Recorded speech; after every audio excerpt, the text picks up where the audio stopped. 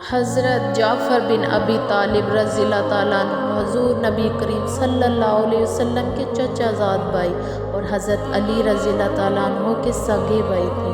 وہ حضرت علی رضی اللہ تعالیٰ عنہ سے 10 سال بڑے تھے۔ جب حضرت ابو طالب تنگ دست ہو گئے تو حضرت جعفر رضی اللہ تعالیٰ عنہ کے چچا حضرت عباس رضی اللہ عنہ انہیں اپنے گھر لے گئے تاکہ اپنے بھائی کا کچھ بوجھ ہلکا کریں۔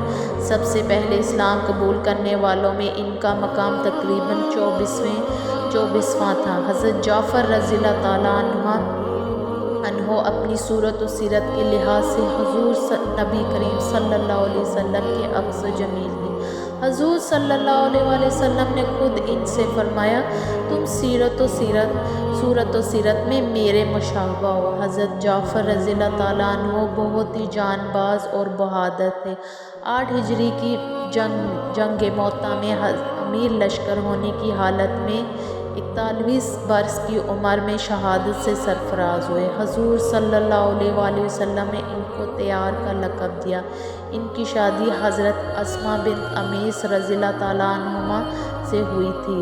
ان کے چھوٹے 2 بچے تھے۔ جب آپ صلی اللہ علیہ وسلم کو بذریعہ وحی ان کی شہادت کی اطلاع ملی تو آپ صلی اللہ علیہ وسلم ان کے گھر تشریف لے گئے۔ حضرت اسماء رضی اللہ تعالیٰ عنہما سے فرمایا، جعفر کے بچوں کو میرے پاس لاؤ۔ بچوں کو آپ صلی اللہ علیہ وسلم کے پاس لایا گیا۔ آپ کے اعلیٰ اخلاق کو دیکھے کہ آپ اپنے چچا زاد بھائی کے بچوں کو سینے سے لگاتے ہیں، اپنی ناک مبارک کو پیار سے ان کے گالوں سے لگایا، انہیں بوسہ دیا۔ دیکھنے والوں نے دیکھا کہ اس رؤوف و رحیم نبی صلی اللہ علیہ وسلم کی آنکھوں سے آنسو جاری ہو گئے ہیں۔ حضرت اسماء رضی اللہ تعالیٰ عنہ پاس کھڑی ہیں، اللہ کے رسول صلی اللہ علیہ وسلم سے پوچھتی ہیں کہ آپ کے پاس جعفر اور ان کے ساتھیوں کے متعلق کوئی خبر آئی ہے؟ آپ صلی اللہ علیہ وسلم نے ارشاد فرمایا، وہ آج شہید ہو گئے ہیں۔ عورت کے لیے شوہر کا مقام و مرتبہ بہت زیادہ ہوتا ہے، اس کے ساتھ وفا اور محبت فطری امر ہے۔ حضرت اسماء رضی اللہ تعالیٰ عنہما کا سہاگ اجڑ گیا ہے۔ وہ رونے لگی۔ اس موقع پر حضور صلی اللہ علیہ وسلم نے اپنی امت کو سبق دیا کہ اگر کسی کے قریبی رشتہ دار کا انتقال ہو جائے تو اس کے لیے دلجوئی کریں، بس ماندگان کے ساتھ غم خواری کا اظہار کریں، ان کو تسلی دیں، ان کے لیے کھانا تیار کریں، ان سے تعزیت کریں۔ اس لیے آپ صلی اللہ علیہ وسلم نے صحابہ کرام سے فرمایا، جعفر کہ اہل خانہ کے لیے کھانا تیار کرنے میں غفلت نہ کرنا، وہ سب جعفر کے صدمے سے نڈھال ہیں۔ حضور نبی کریم صلی اللہ علیہ وسلم حضرت اسماء رضی اللہ تعالیٰ عنہما کو تسلی دے رہے ہیں، فرمایا میرے بھتیجوں کو میرے پاس لاؤ اور دیکھو آج کے بعد میرے بھائی پر رونا نہیں۔ واضح رہے کہ آپ نے ان کو صبر کی تلقین کی ہے، ورنہ میت پر آنسو بہانا یا رونا فطری بات ہے، اسلام نے اس سے منع نہیں کرتا۔ ہاں کوئی شخص وویلا کرے، کپڑے پھاڑے اور جاہلیت کی باتیں کرے تو وہ منع اور حرام ہے۔ نبی کریم صلی اللہ علیہ وسلم کے اخلاق کو ملاحظہ کیجیے کہ آپ دونوں بچوں کو باری باری پیار کر رہے ہیں، ان کا منہ چوم رہے ہیں، ان کے بال بڑے ہوئے تھے، آپ نے حجاب کو طلب کر کے بچوں کے بال منڈوائے۔ آپ دیکھیے ان بچوں کے بارے میں اللہ کے حضور صلی اللہ علیہ وسلم کے کہے ہوئے کلمات تاریخ میں ہمیشہ کے لیے رقم ہو جاتے ہیں۔ سب سے پہلے آپ محمد بن جعفر کو بلواتے ہیں، اس کا ہاتھ پکڑ فرمایا، یہ تو ہمارے چچا ابو طالب سے ملتا جلتا ہے۔ پھر عبداللہ کو سینے سے لگایا، ارشاد فرمایا، یہ تو صورتاً اور سیرتاً میرے مشابہ ہے۔ کائنات کی سب سے مشفق شخصیت ننھے سے عبداللہ کا ہاتھ پکڑ کر دعا فرما رہی ہے، اے اللہ جعفر کے بعد اس کے گھر والوں کی کفالت فرما اور عبداللہ کی تجارت میں برکت عطا فرما۔ ناظرین کرام، اللہ کے رسول صلی اللہ علیہ وسلم اس دعا کو 3 بار دہرا رہے ہیں۔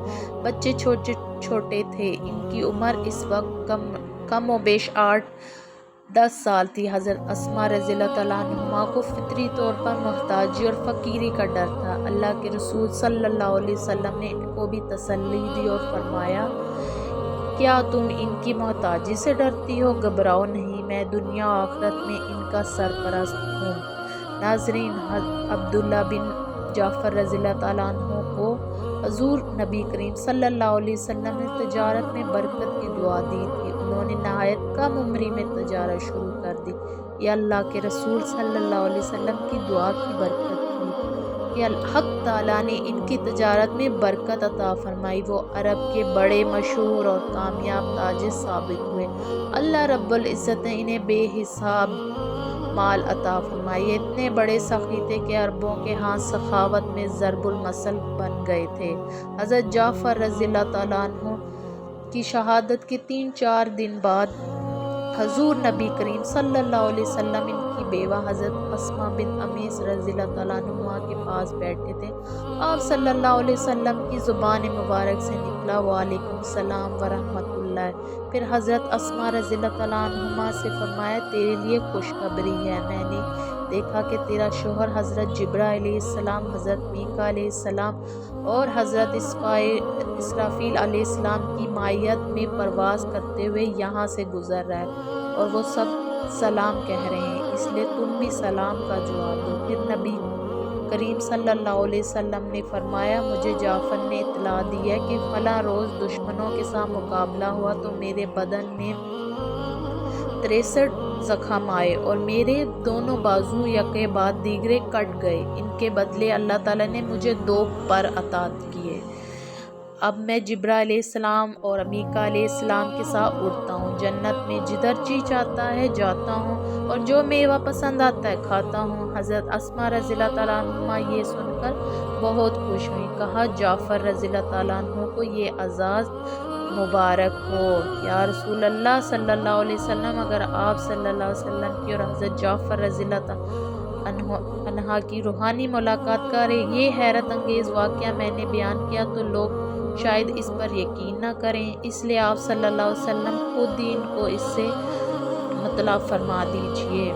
چنانچہ آپ صلی اللہ علیہ وسلم نے منبر پر کھڑے ہو کر سب کو یہ ایمان افروز واقعہ سنایا۔ سبحان اللہ۔